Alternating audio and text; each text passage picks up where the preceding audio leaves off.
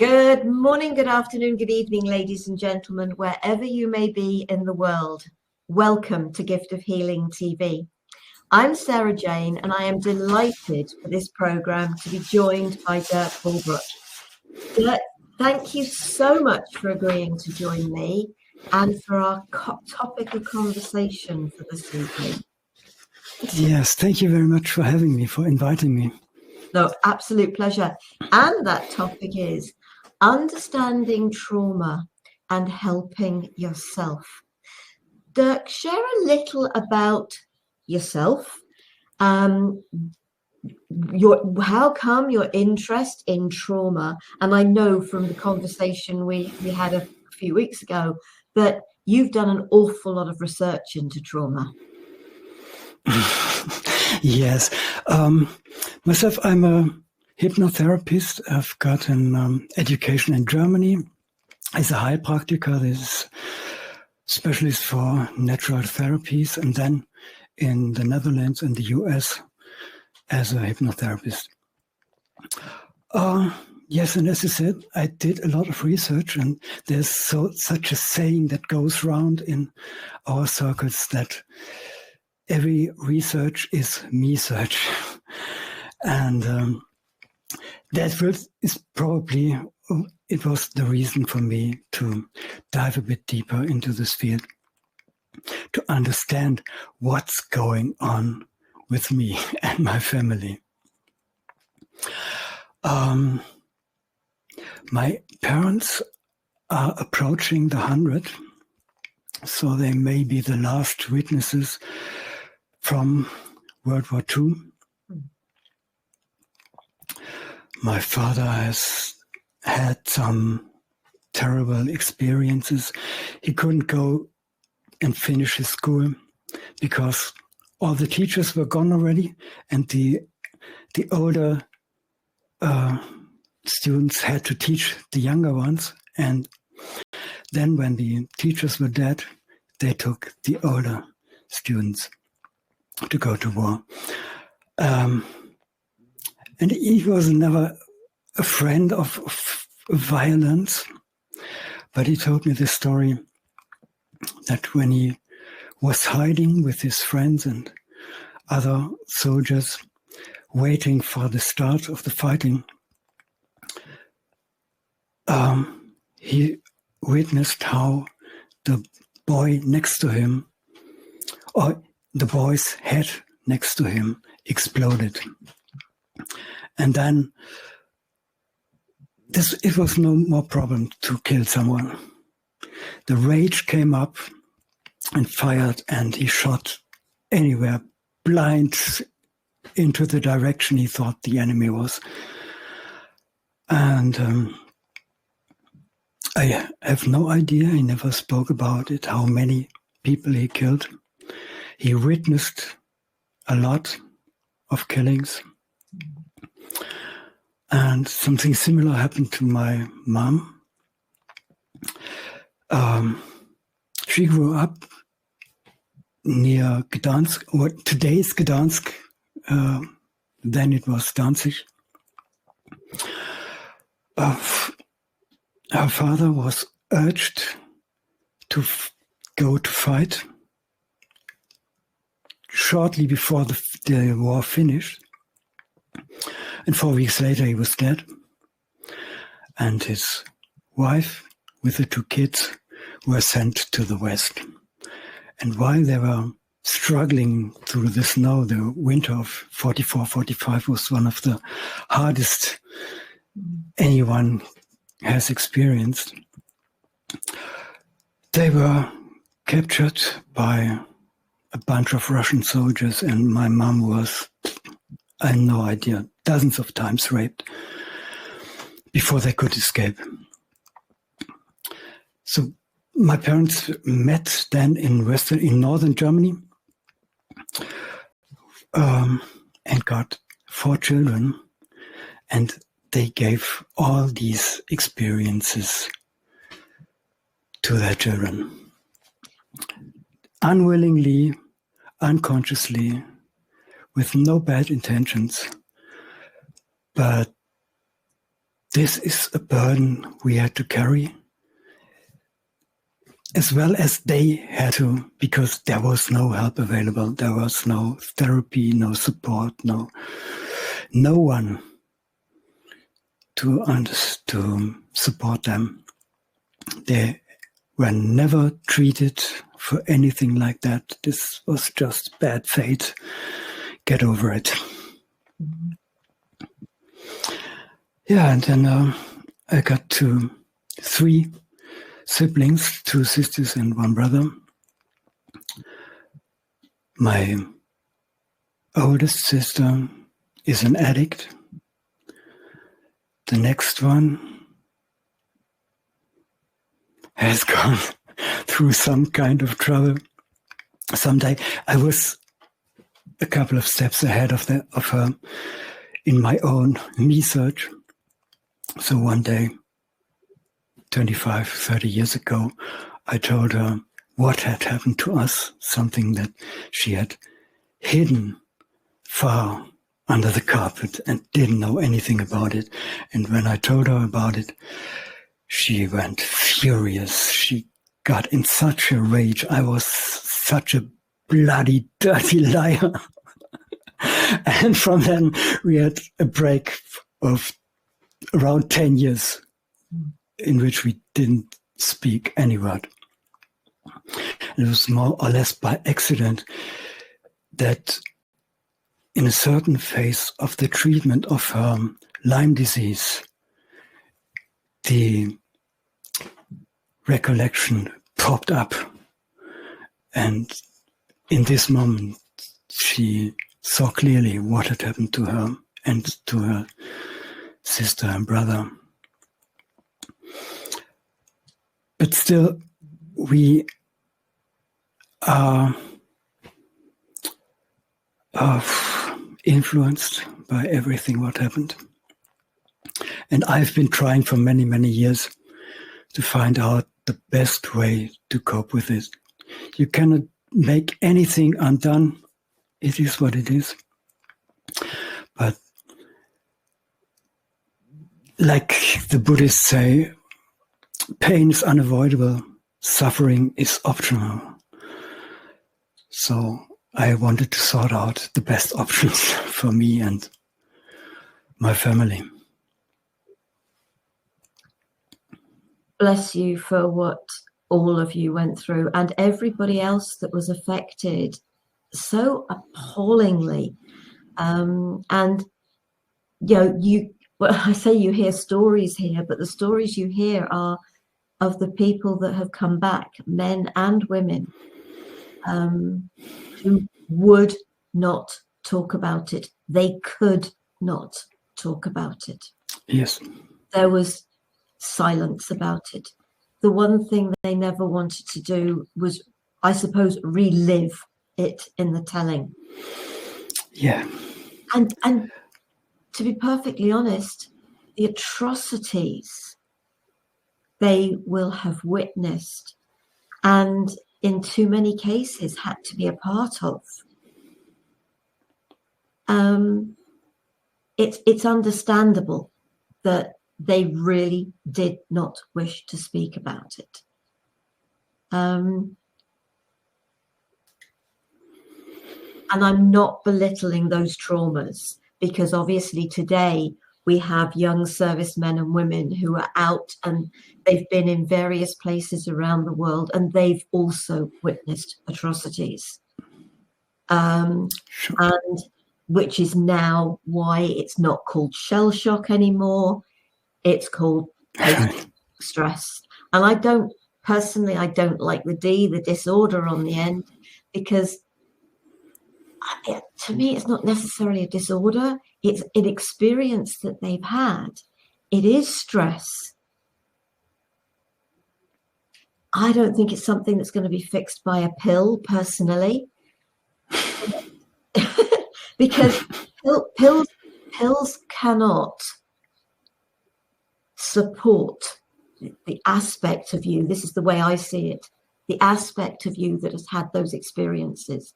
And is it so much the experience, Or do you potentially think it's about the feelings that they engendered in you, that they brought up in you, that it was those feelings of whatever, horror, shock, feelings of desperation?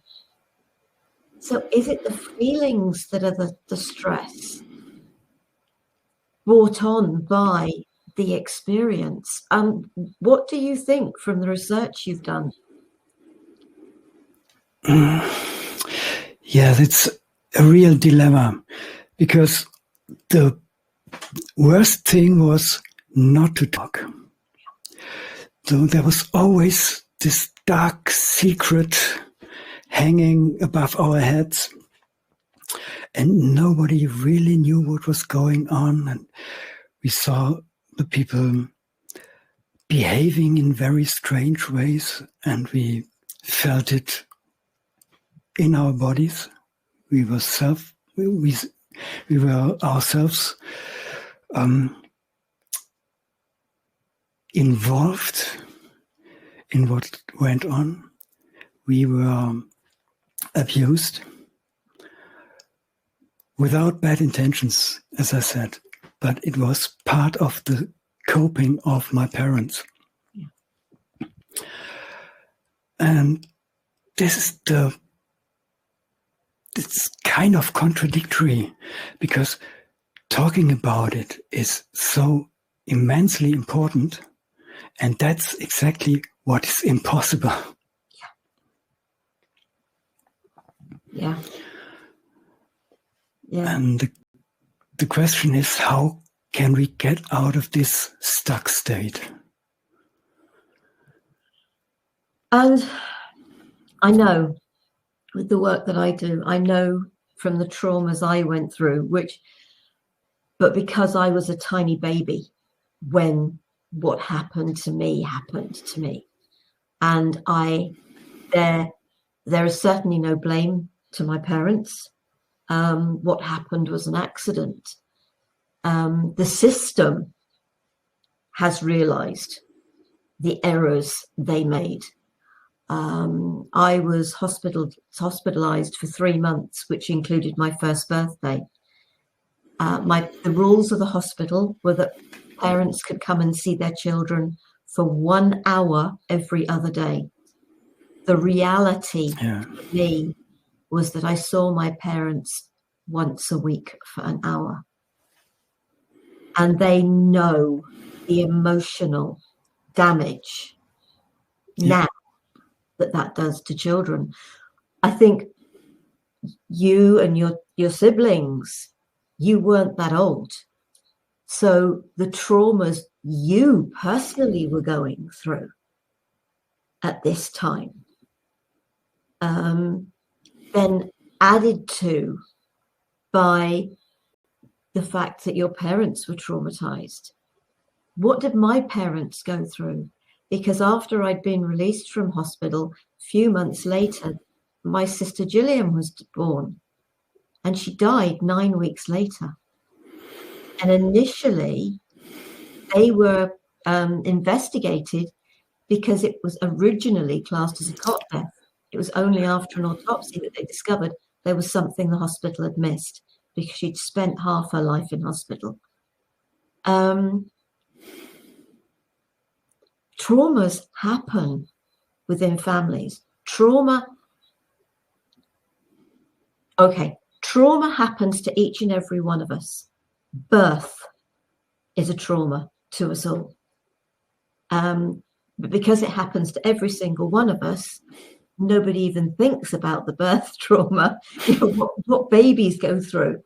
But I think trauma can go back before conception, because if the mother has raped or has gone through something horrific and then becomes pregnant, that child in the womb is actually taking on the mother's trauma.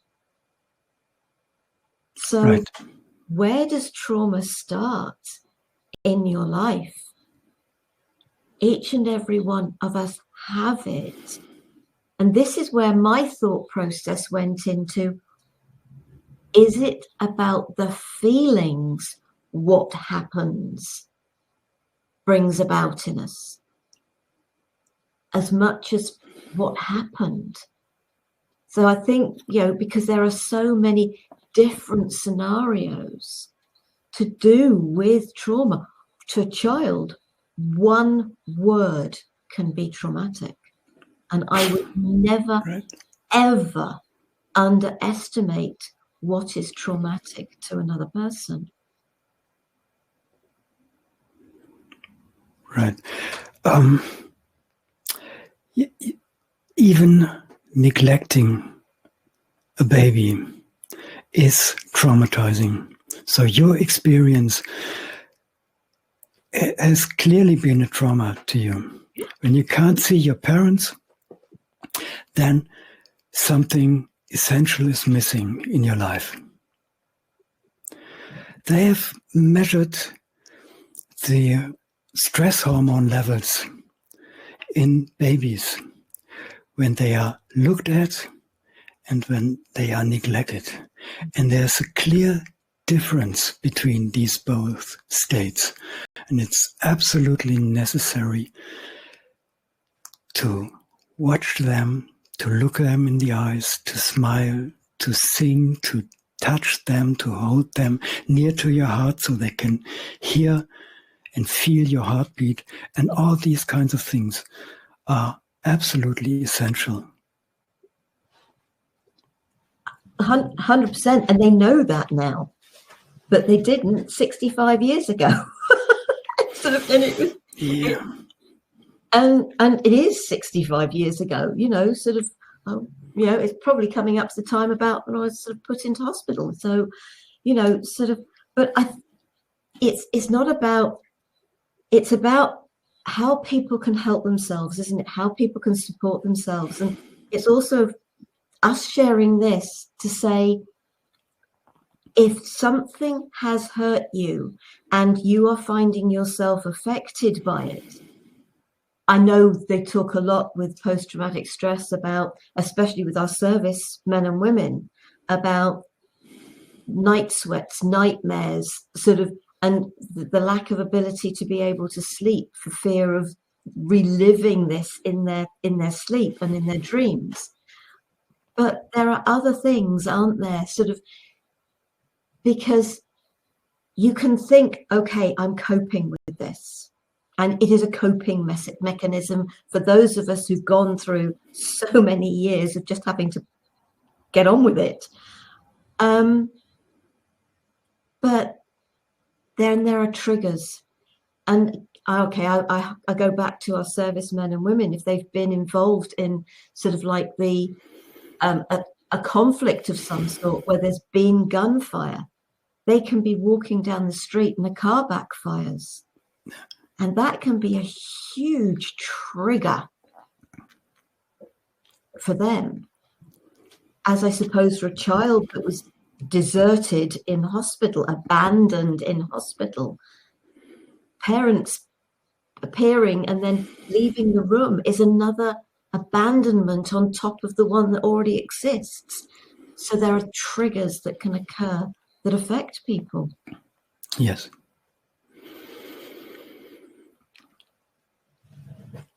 It's what the Russian physician Ivan Pavlov researched more than 100 years ago with the dog. You certainly know about this experiments with ringing a bell while feeding the dog. Yes, Pavlov's dog. Yes, I have heard of it. Yeah, yes. And he called it an anchor. An anchor is a neutral information or sensation, a sound, a smell, a taste, anything, a touch can be such a trigger that brings something to life that is still active within you. Yeah. I once worked with a woman who could not bear to be touched on her shoulder.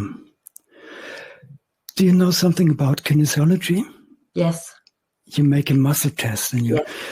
take the shoulder and press the arm down. Yeah. So this touch was unbearable, was shocking for her. And I was, what's going on here? And then she told me the story that her father watched her while she was doing her homework, one hand on her shoulder, watching from her back. It's always very bad from watching from behind. This is very dangerous, or feels dangerous. And when she made a mistake, but she got a slap. So this touch and being hit were connected. Although this is generally, it's neutral. To me, it's neutral. It does nothing. It may be even nice if the right person does it. But for her, it was a trigger that made her relive the trauma. Yeah. It can be anything. Oh, absolutely. So going back to your sister and the fact that she didn't remember. And there's a part of me that can really, I was far too young to remember the things that happened. But my self-preservation mode has been, I have so few memories of my life, especially my younger life. And sort of, I've had people sort of say things to me about sort of remembering, why don't you remember things? And it was just like, I was so unhappy. Why would I remember? I felt unwanted, unloved, not good enough, unworthy. Every term you can think about, I had felt abandoned. And even though my parents brought me back home again, I suppose I never felt I fitted. And the adult me, I can see the whole thing and I can understand it. I don't have to like it, but I can understand it. And I can also understand why I became a people pleaser. Yeah, I've dropped that one. I've managed to get over that one. I've learned to take my life back. But we can do that. We absolutely can do it. And as well as talking, obviously, here about, because we're touching on some forms of trauma. And it's about saying to anybody out there, isn't it? Don't let anybody else judge what is traumatic to you. Because we are all different. We're all unique. We're wired in our own unique ways. So what wouldn't hurt somebody else could be totally traumatic to you, and vice versa. So it's really important with all of this, we stay out of judgment. But I know I do work, and I've done a lot of work on myself and my inner child. But have you found within your research some things that have supported people with the trauma that they've gone through to come out the other side? Yes, I think the most important thing is body work. And it's also very problematic because people tend to ignore bodily needs or are afraid of showing up. And but anyway, they don't need to talk about the trauma. They can do something with their body. And we can, as therapists, we can teach them to do something that on the surface has nothing to do with trauma. It's just a little game or a movement or a little dance. And that brings them back into their bodies and helps them to feel again what feels numb until we focus on these parts. There's such a saying from the Hawaiian Huna shamanism. Energy flows where the attention goes, they say. Yeah. So we should direct the attention to the problematic parts in a very, very gentle way. Yeah, no, what I've found with what I now bring, it's not about doing as far as I'm concerned, is I can help people to reconnect with their younger self. And but I don't ask them to relive what they've gone through, but just connect with the youngster that is having the feelings. It's because I know there are an awful lot of people out there whose reaction is, I can't go there. I cannot go back and I cannot relive it. Fair enough. I understand that. I really do. But going back, because there's a lovely quote or saying by a lady called Alice Little, and I never get it perfect, but this is near enough. As a traumatized child, we were always desperately waiting for the person that would come and save us. What we didn't understand was that it would be ourselves as an adult. And for me, as an adult, becoming aware of your story, of not having to revisit it, but being aware of it, what happened. I can honestly say, my mother didn't throw that cup of boiling milk coffee over me. It was an accident. It was on the table. I pulled the tablecloth. It went all over my face, my neck, and the jumper stuck to my skin, which was why I was hospitalized for 3 months. I would not leave those wounds alone. And they had to heal. That was an accident. That was not deliberate. My parents didn't come and see me because they didn't want to. It was because of rules of the hospital and circumstances.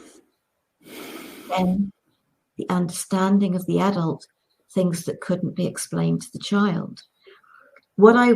I've worked with people, men and women who've been abused as children. And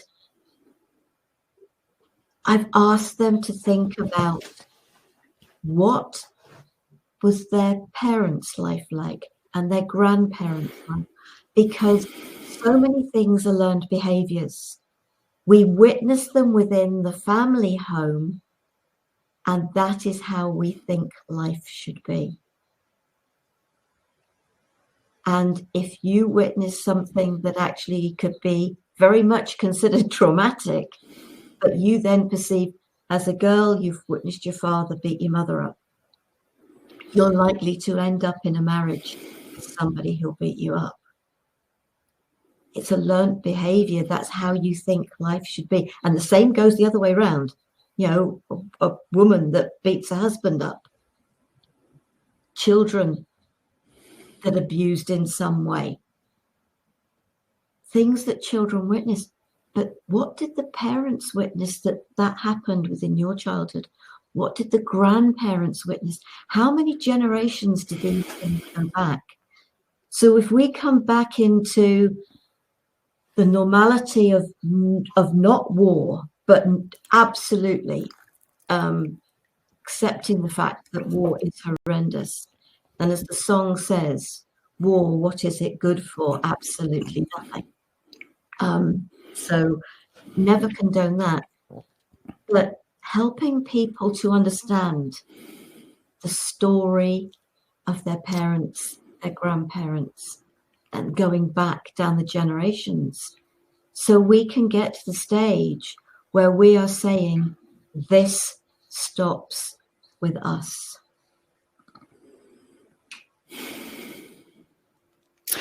the ones who are deliberately violent are called psychopaths. Mm. And this is a very little minority of the people. All the other ones who get violent get into this rage because their organism is flooded with, in their case, noradrenaline that makes aggressive and makes violent. So the point is that we need to ask ourselves, why do they get so often above this level that they find still bearable? It's too much for them. Often these cruel, violent people can be the nicest ones when there's nothing going on. But anything happens and poof, they beat their family up. And this is due to changes in the nervous system and in the hormonal system. And the good thing is we can learn to educate ourselves, our nervous system, our hormonal system, to broaden our, as they call it, window of tolerance, to become more resilient. We are surrounded by obstacles and things we don't like, but we don't have to automatically start a fight. No. And we can learn how to do this. And that's what people are taught in the practice. Mm. And it is so important to, some of them for some reason don't think they're doing anything wrong, because as I said, for some it's what they've witnessed, it's a learned behavior, and it's then encouraging them to realize that no, it's not acceptable.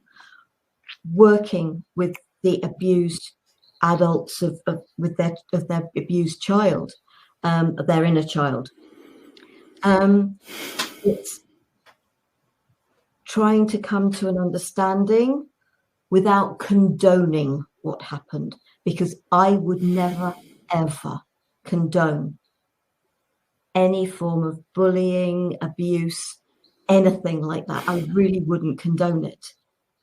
But it's not going to help them if I become judgmental.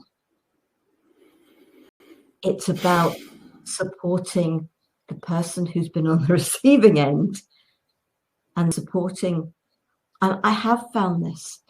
I was literally only with somebody over Sunday and Monday teaching, and they started talking about their father and the fact that father was constantly absent because he was working, and how that had left them feeling that their father didn't love them.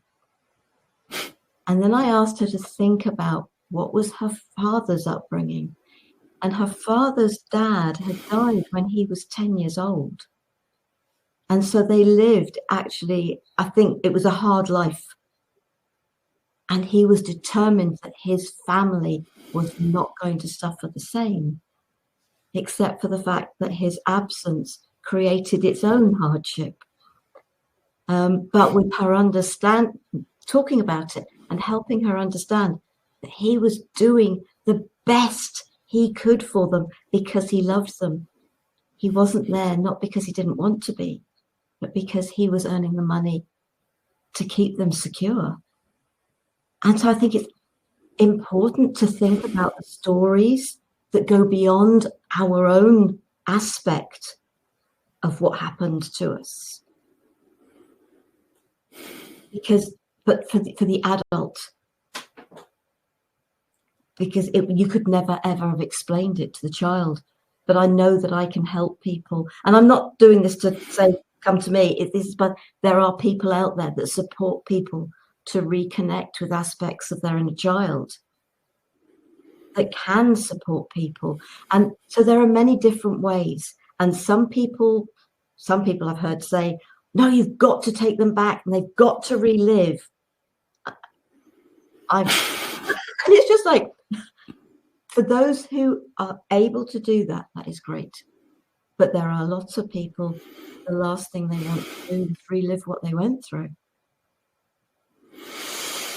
Yes, there's a lot of detectives among us, and like police inspectors searching for the bad guy. And of course, it tickles our curiosity what happened to them, but it's not always necessary to know. It's necessary to learn to cope with it for the people themselves. And yeah, you just said something what I do not agree 100% to. You said you cannot tell the children, but I think you should do. Children are the most understanding and generous people that exist. And when you tell your kid, I got in trouble with my boss at work or whatever, and sorry, I yelled at you or did anything, the kids will understand. What they will not understand is why do they love their work more than me when there's no explanation. I think you should give it a try when you're in such a situation. I suppose the reason I sort of said what I said was because I was 18 months old when my sister died. Yeah, okay. Sure. At my hospitalization, I was less than a year old when I went into hospital. It doesn't matter what you say to a child of that age. They are not going to understand. The only thing they understand is that their parents aren't there when they need them most. I think there's something non-verbal going on. They don't understand the words. Of course not. But I think they get the vibe. I obviously didn't. Let me give me an example. There was a woman who had always trouble accepting her father. Although she said it's the loveliest and most loving father she could imagine, but something was wrong with him. And we went back in a hypnosis session to the moment right after her birth. And her father entered the room and said, "Oh my God, another girl." And she didn't understand the words then. And her father did never behave in such a way. It was just his disappointment about the fifth daughter he had. He should have kept his mouth shut and nothing would have happened. But he couldn't help himself. And when she realized, oh, this was just in the moment a reaction that did not affect our relationship, the thing was finished. Yeah, no, amazing. I remember working with a lady and she'd felt very rejected. And we worked and we started by taking her back to preconception because her parents were absolutely wanting another child. And it was only at the time that she was born that there was the massive disappointment that she was a girl and not a boy. And that affected her. But then I think it was also the way that I think there was considerably more to it than that. But I was able to take her back to a time when she was absolutely wanted. But from birth, when they realized she because they wanted a boy. And, no, was it? They'd always wanted a girl, but they kept trying. And then the child before her was had a learning difficulty or a physical difficulty or something, which, and so then it all just got taken out on her. And it was just, but we managed to get her back to that place of feeling loved. And that was the important thing. So, yeah, it's very difficult for children. And I do absolutely get what you're saying. As children get old enough to start to be able to truly listen.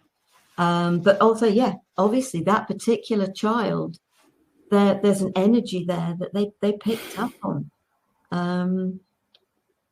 We are amazing beings, aren't we, us humans?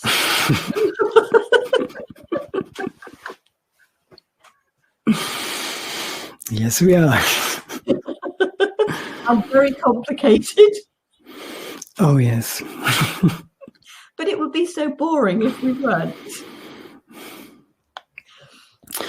It was the preface of the study book in my psychology studies. Miller Gallagher Pribram was standard book to read for all students. And the first sentence was, life is complicated. It is. It's very complicated. Maybe if we didn't have feelings, it would be a bit easier. But we do. And we are all different. So sort of, Dirk, this has been an amazing conversation. And I really, really hope there is support out there. There is support. It's just finding it, and it doesn't have to be a pill. It really doesn't.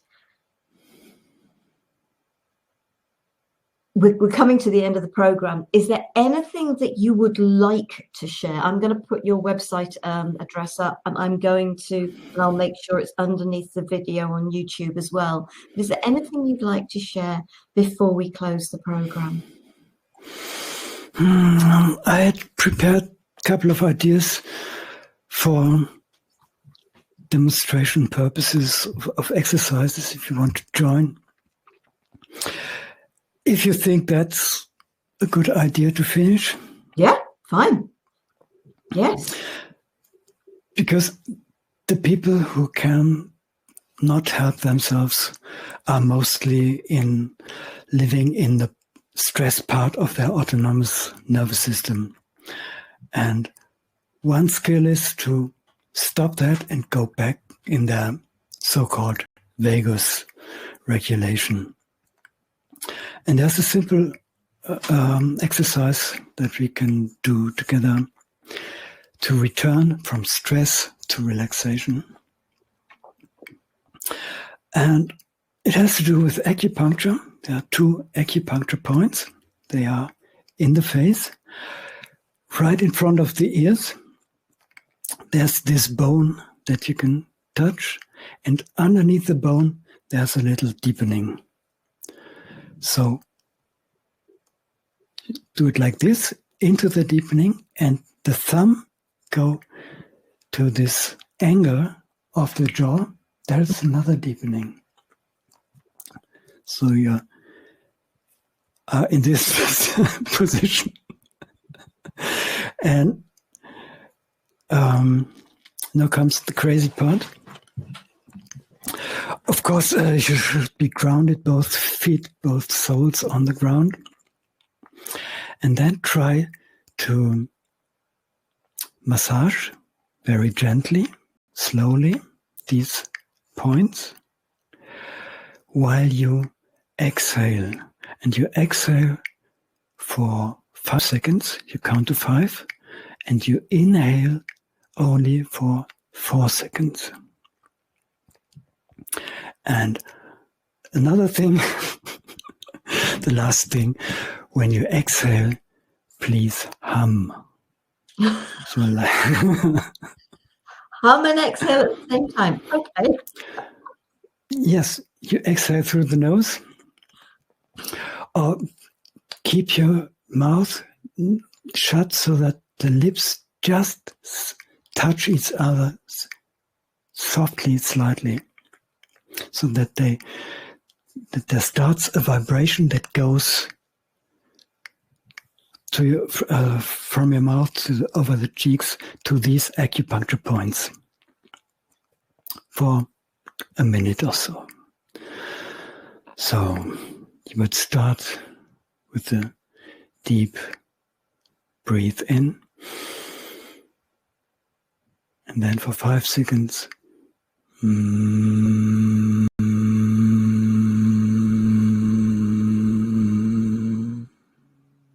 breathe in, count to 4. Breathe out, count to 5, and hum.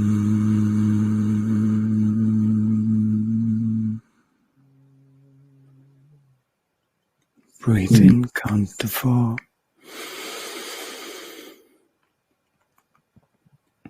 And breathe out and hum.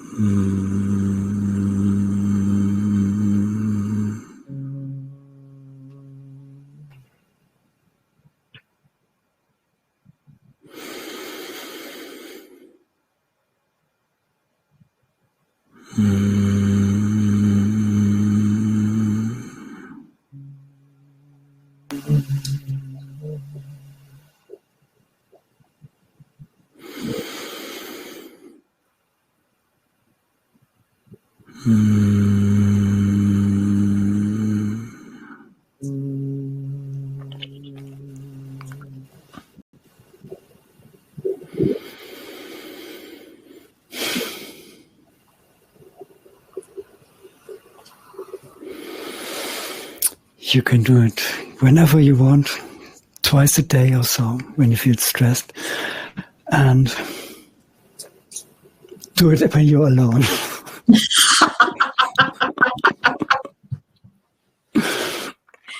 If you like it, if not, do something else. But they do breathing, don't they, as being sort of something, sort of when you are stressed, it's sort of just to stop yourself from concentrating on the breathing, because you're taking your concentration away from the thoughts. And the other thing is to laugh. Because it's very difficult to have those horrible feelings when you're actually laughing. And I know we've laughed about things here. We do take this whole thing very seriously, but we're meant to live. It's meant to be about living. It is meant to be about having a little bit of fun in your life, isn't it? And it's supporting yourself to not let what has happened rule the rest of your life. That's what I love about the inner child work. Children laugh up to 400 times a day, and we adults 15 times at best. Yeah. So when we return to our childhood and get this funny feeling back and bring it back to our current life, this is of a tremendous help and support.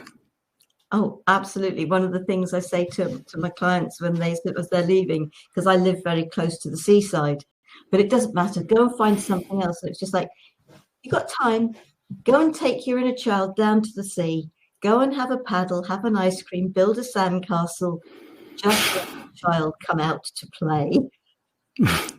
And to be perfectly honest, we could all do with doing that. We've had so much rain here. We've got so many muddy puddles. You know what? A child loves to go and jump in muddy puddles. Loves to kick the leaves in the autumn. Allow yourself to do those things that your child enjoys doing. Good advice. I don't give advice, I make suggestions. Okay. If I know what I'm like when people give me advice. Okay. I know, it's understanding ourselves, isn't it?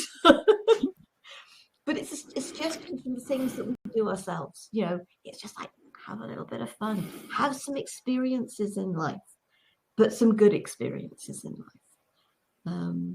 Have the memories that can outweigh the things that have hurt you. Dirk, thank you so very much. It has been an absolute pleasure. It really has. And thank you for sharing your story. And folks, if anything here has resonated with you, you wish to connect with either one of us, you will find, you can connect with us through the websites, and you can connect through giftofhealingtv.com. There's a contact page. If you've got any messages you'd like me to share with Dirk, please do, and I will share them straight across to him. There are lots of people here that will support you. Don't think you're on your own. We get it. We really get it. My youngest sister has been diagnosed with PTSD. So there are an awful lot of us out there that genuinely do get it. And there's no judgment from us. So please, if you would like to connect to help you be, please do. Thank you. Next week, we have a today's conversation. Traditional medication is not the only route to treat dementia. That's a very good one to take on for this, actually, because we're saying here there are always alternatives to things. Our guest is Audrey Patterson. So I hope you'll think about joining us for that. Dirk, thank you. It has been a real pleasure. And just as a reminder, as soon as I take us off live, we'll both get kicked out of the room. I'll send you the link to this tomorrow. Okay, thank you very much. Thank you. Bye. Bye.